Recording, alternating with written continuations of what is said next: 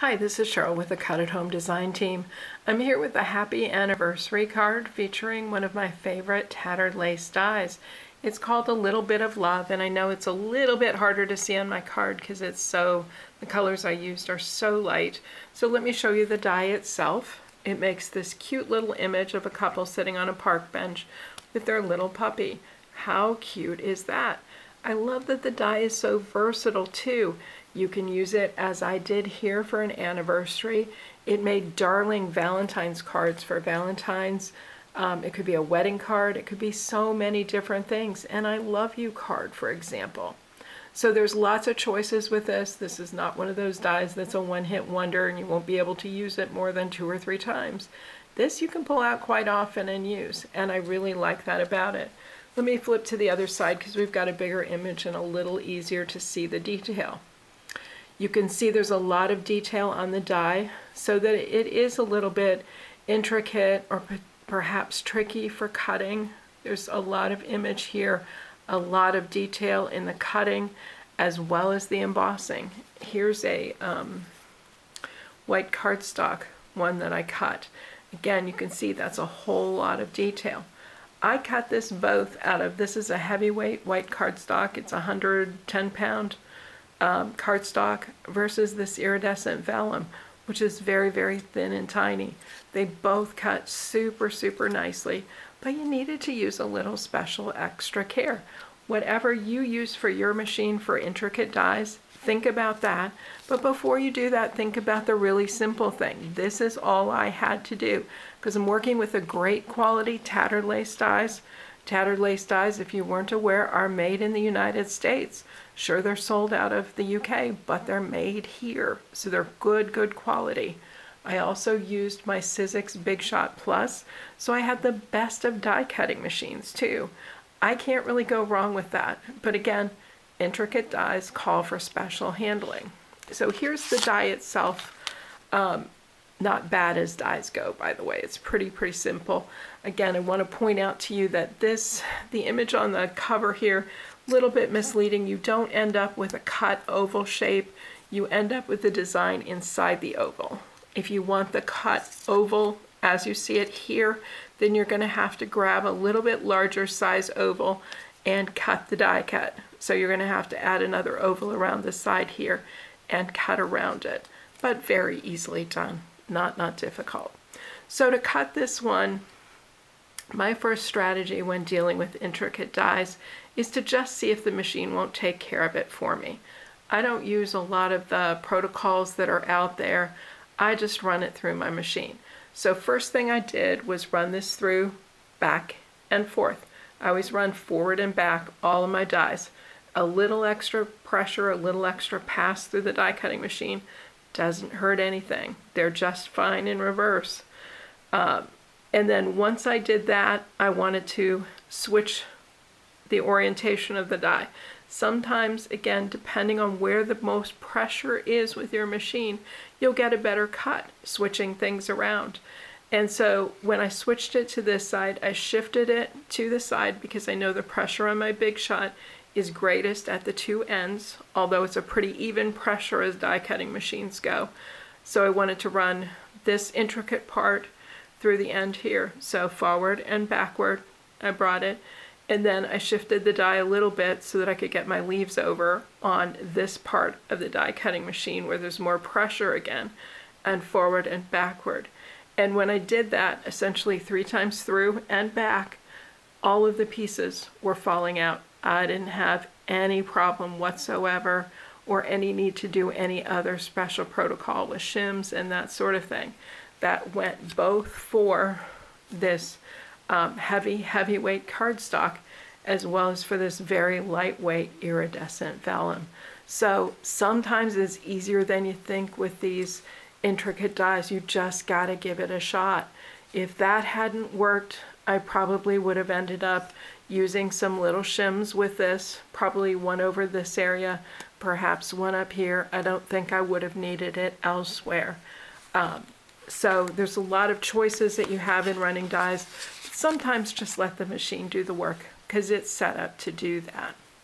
So for my card itself, I started out with an A2 card base. Actually, this bottom pink layer here is A2 4 1/4 by 5 1/2. That's what I intended to do. Then I cut a layer of that pink with white hearts cardstock.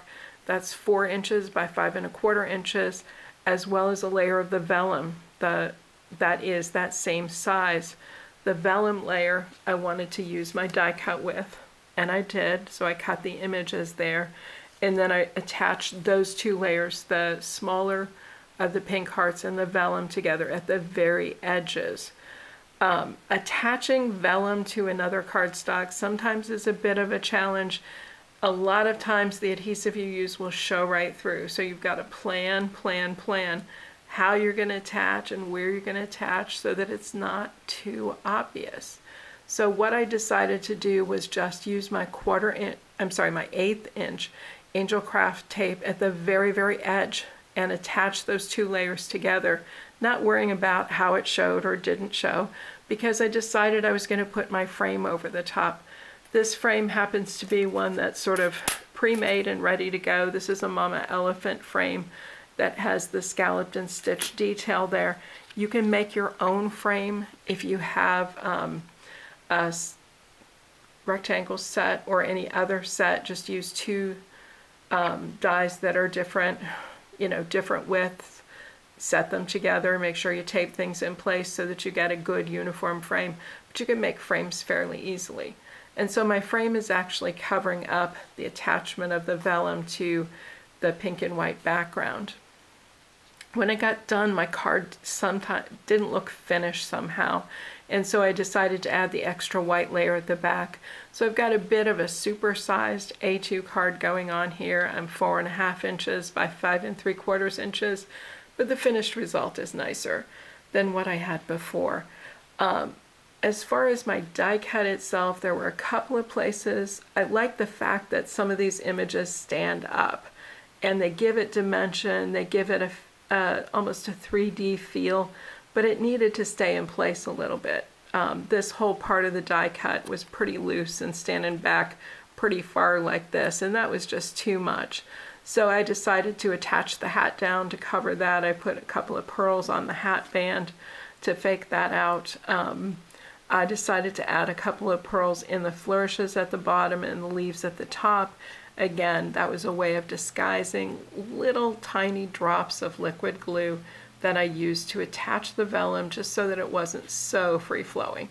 But again, I've got a lot of movement here in my leaves up here in the couple and that sort of thing, and it just has kind of a cool result that I really liked. My happy anniversary sentiment is actually a sticker. I don't know if you've seen these around. Elizabeth Craft makes them, Starform makes them. This is an all-purpose sentiment sheet. You just pick the sentiment that you want and attach it. What I like about these is they're really very easy to use. And let me just grab one here so that I can show you that. Let's grab the congratulations down here. So you're either going to use tweezers or your fingers just to pick this up off the sheet. It removes fairly easily, and you've got the sticker there. A lot of times I will just leave it hanging down this way because it allows it to spring back into shape. Sometimes when you're pulling it up, it pulls out of shape just a slight amount, but hanging it like this lets it spring back into shape as it should. When I go to put it on my card, and we're just going to pretend that this is a congratulatory card here, I'm going to set it into place. Before I press down, I want to make sure that it's gone down the way I want it to. I certainly don't want it that way. So I can pick it back up. If I have to, dangle it down to get it back into shape, then just set it back down and continue that process. Pick it up, move it until you're happy with the placement, and then push it into place, and it will stay. Even after you push it into place, if you have to, you can pretty much pick up these stickers. It's pretty easy to do. But sometimes they're just a nice solution for a card like this where you're afraid to go after it with the ink for fear of what might happen, particularly where you're afraid of messing up the card, or lots of different reasons why you don't necessarily want to grab that ink or a stamp or something like that. And it adds kind of a cool finish to it, a little bit of an old-fashioned-y look in some cases too. I was going to show you the vellum that I used to cut out my main die cut. Here is actually the Spellbinders Media Mixage Iridescent Translucence. It's also sold in 8.5 by 11 sheets other places. It's marked as translucent vellum, metallic vellum. There's lots of different things. The main thing that you're looking for is sort of this milky appearance. It's not going to be fully transparent, although you absolutely should be able to see right through it to see what's underneath it. But it's going to be a little bit more cloudy, sometimes more pearl finish, or a bit of an iridescent finish on the front, but not much more than that.